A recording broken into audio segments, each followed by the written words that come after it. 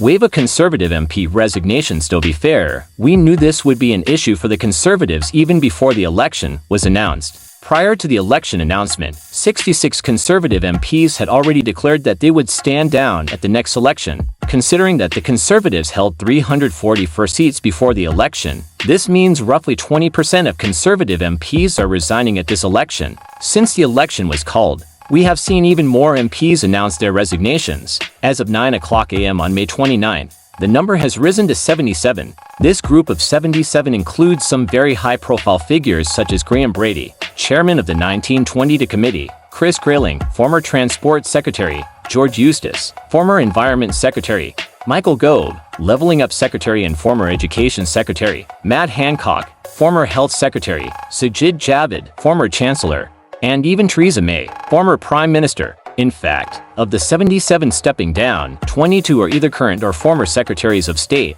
Comparison of resignation numbers in elections ended, the number of MPs resigning in this election is high. In 2019, only 32 Conservative MPs resigned, and in 2017, this number was just 12. However, this is not the highest number of resignations seen by an incumbent party during an election. Even back in 2010, 100 Labour MPs stepped down, although it's worth noting that MPs were embroiled in the expenses scandal at that time. The Conservatives' challenge in selecting candidates. With the election day approaching, the Conservatives now need to find candidates to replace these outgoing MPs. This is no small task. According to The Spectator, Labour is far ahead of the Conservatives in finalizing their candidates. The deadline for this is Friday, June 7th, and as of Monday, the Conservatives still had 160 vacancies to fill. While this sounds like a daunting task, there are some signs that they might be able to meet this target. The Spectator points out that many of the remaining constituencies are unwinnable, with many of them located in Labour strongholds in inner London.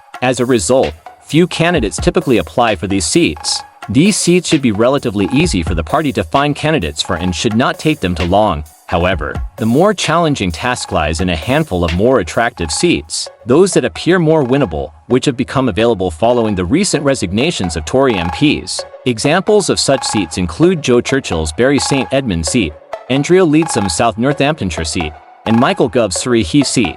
These constituencies have majorities of 24,999 votes, 27,761 votes, and 18,349 votes, respectively. The Conservatives will want to select their candidates much more carefully here, as whoever they select stands a much greater chance of winning. All in all, this is going to be a tricky task for the Conservatives, and whether they succeed is anyone's guess at this point.